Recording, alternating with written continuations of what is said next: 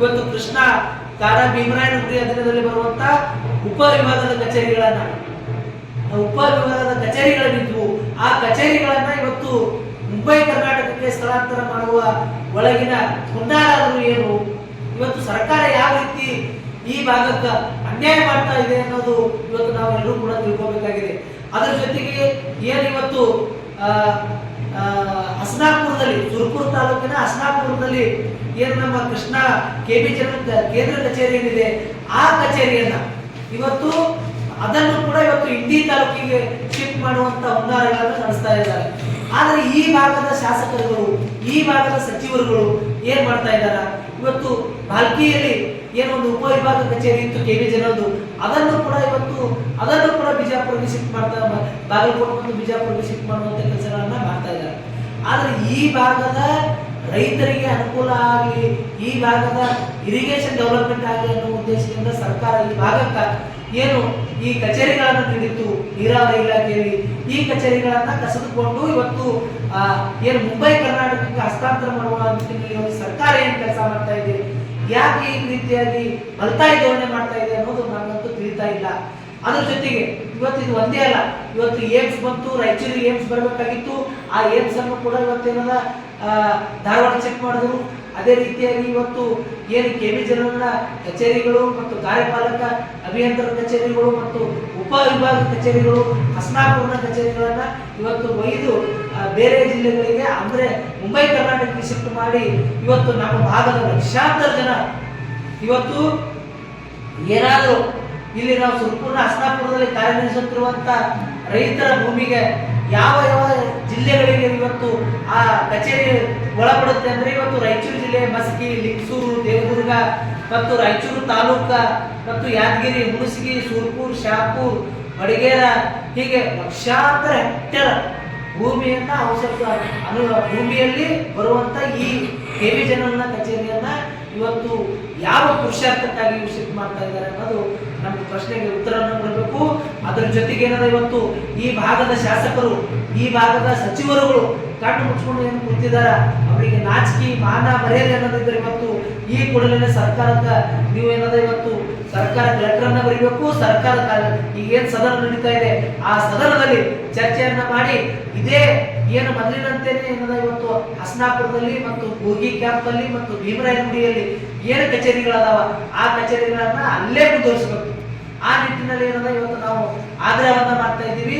ಅದರ ಪ್ರಯುಕ್ತವಾಗಿ ನಾವು ದಿನಾಂಕ 21/2/2024 ಬೆಂಗಳೂರಿನ ಏನು ಫ್ರೀಡಂ ಪಾರ್ಕ್ ಇದೆ ಆ ಫ್ರೀಡಂ ಪಾರ್ಕ್ ಅಲ್ಲಿ ಇವತ್ತು ರಾಜ್ಯ ಸರ್ಕಾರದ ಹೈದರಾಬಾದ್ ಕರ್ನಾಟಕ ಜನರ ವಿರೋಧಿ ನೀತಿಯನ್ನ ಖಂಡಿಸಿ ಪ್ರತಿಭಟನೆಯನ್ನ ಮಾಡ್ತಾ ಇದ್ದೀವಿ. ಆ ಕಾರಣಕ್ಕಾಗಿ ಇವತ್ತು ನಾವು ಮಾಧ್ಯಮದ ಮೂಲಕ ಎಲ್ಲ ಹೈದರಾಬಾದ್ ಕರ್ನಾಟಕದ ಯುವಕರು, ಪ್ರಗತಿಪರರು, ಚಿಂತಕರು, ಹೋರಾಟಗಾರರು ಯಾರೆಲ್ಲ ಬೆಂಗಳೂರಲ್ಲಿ ಇದೀರಿ, ನೀವೆಲ್ಲರೂ ಕೂಡ ಈ ಭಾಗದ ಅಭಿವೃದ್ಧಿಗಾಗಿ, ಈ ಭಾಗಕ್ಕೆ ಏನು ಅನ್ಯಾಯ ಆಗ್ತಾ ಇದೆ ಆ ಅನ್ಯಾಯವನ್ನು ಸರಿಪಡಿಸಲಿಕ್ಕೆ ನೀವೆಲ್ಲರೂ ಕೂಡ ಏನು ದಿನಾಂಕ 21/2/2024 ನಾವು ಬೆಂಗಳೂರಿನ ಫ್ರೀಡಂ ಪಾರ್ಕ್ ಅಲ್ಲಿ ಬೆಳಗ್ಗೆ 11 ಗಂಟೆಗೆ ಪ್ರತಿಭಟನೆಯನ್ನ ಮಾಡ್ತಾ ಇದ್ದೀವಿ. ಆ ಪ್ರತಿಭಟನೆಯಲ್ಲಿ ತಾವೆಲ್ಲರೂ ಕೂಡ ಭಾಗಿಯಾಗಬೇಕು. ಭಾಗಿಯಾಗುವ ಜೊತೆಗೆ ಈ ಭಾಗಕ್ಕೆ ತಾವೆಲ್ಲರೂ ಕೂಡ ತಮ್ಮದೇ ಆದಂತ ಕೊಡುಗೆಯನ್ನು ನೀಡಬೇಕು ಅನ್ನೋದು ನಮ್ಮ ಆಶಯವಾಗಿದೆ.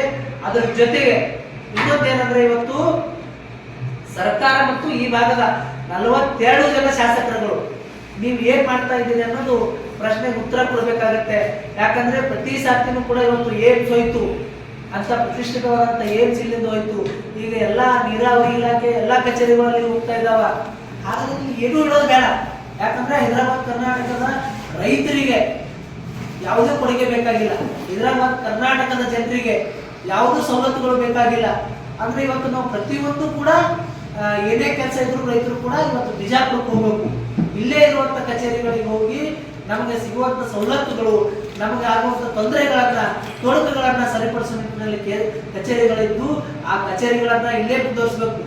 ಇವತ್ತು ಇದು ಒಂದ್ ಕಡೆ ರೈತರಿಗೆ ಅನ್ಯಾಯ ಆದ್ರೆ, ಇನ್ನೊಂದ್ ಕಡೆ ಏನಂದ್ರೆ ಇಲ್ಲಿ 100 ಜನ ಹೈದರಾಬಾದ್ ಕರ್ನಾಟಕದ ಸರ್ಕಾರಿ ನೌಕರರು ಕೆಲಸ ಮಾಡ್ತಾ ಇದ್ದಾರೆ.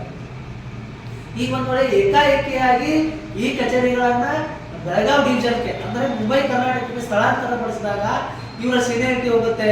ಆಮೇಲೆ ಇವರು 10 ರಿಂದ 15 ವರ್ಷ ಏನ್ ಕೆಲಸ ಮಾಡಿದಾರ, ಈ ಕೆಲಸ ಮಾಡಿದಂತ ಸೀನಿಯಾರಿಟಿ ಹೋಗೋದ್ರ ಜೊತೆಗೆ ಇವತ್ತೇನದ ಮುಂಬಡ್ತಿಯಲ್ಲೂ ಕೂಡ ಅನ್ಯಾಯ ಆಗ್ತದೆ. ನೇಮಕಾತಿಯಲ್ಲಿ ಕೂಡ ಅನ್ಯಾಯ ಆಗ್ತದೆ. ಯಾಕಂದ್ರೆ ಇವತ್ತು ನಮ್ಮ ಭಾಗದಲ್ಲಿರುವಂತಹ ಕಚೇರಿಗಳಲ್ಲಿ 80% ಮೀಸಲಾತಿದೆ. ಅದೇ ಕಚೇರಿ ಇವತ್ತು Belagavi division, Mysuru division, Bengaluru division ಹೋದಾಗ ಇವತ್ತು 8% ಮೀಸಲಾತಿ ಸಿಗುತ್ತೆ. ಇವತ್ತೆಲ್ಲ ಹಂಚಿಕೊಂಡು ಸರ್ಕಾರ ಯಾಕೆ ಗಂಭೀರವಾಗಿ ಪರಿಗಣಿಸ್ತಾ ಇಲ್ಲ?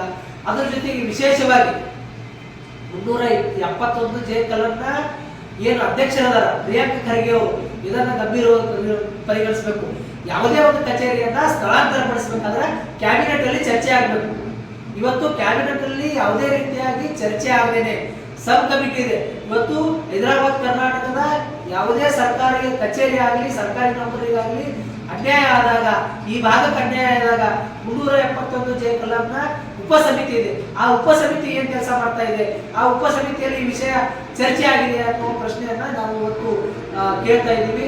ಆ ಕಾರಣಕ್ಕಾಗಿ ಸರ್ಕಾರ ಈ ಕೂಡಲೇ ಎಚ್ಚೆತ್ತುಕೊಂಡು ಈ ಆದೇಶವನ್ನು ಹಿಂಪಡೆದುಕೊಂಡು ಅಲ್ಲೇ ಸ್ಥಳಗಳಲ್ಲಿ ಏನು ಹಸನಾಪುರ ಮತ್ತು ಭೀಮರಾಯನಗುಡಿಯಲ್ಲಿ ಕಚೇರಿಗಳದಾವ, ಆ ಕಚೇರಿಗಳನ್ನ ಮತ್ತು ಬೀದರ್ ಜಿಲ್ಲೆಯ ಬಾಲ್ಕಿ ವಿಭಾಗದ ಕಚೇರಿ ಏನಿದೆ ಆ ಕಚೇರಿಗಳು ಅಲ್ಲೇ ಕಾರ್ಯಪ್ರವೃತ್ತರಾಗಬೇಕು.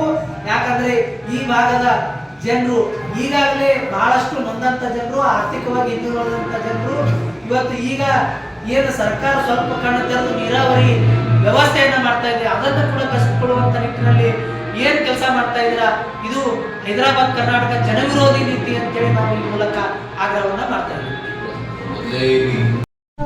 ವೀಕ್ಷಕರೇ, ಈ ವಿಡಿಯೋ ನಿಮಗೆ ಇಷ್ಟ ಆಗಿದ್ರೆ ಈ ಕೂಡಲೇ ಸಬ್ಸ್ಕ್ರೈಬ್, ಕಮೆಂಟ್, ಲೈಕ್ ಮಾಡಿ ಹೊಸ ವಿಡಿಯೋಗಳನ್ನು ಮಾಡಲು ಬೆಂಬಲವನ್ನು ನೀಡಿ.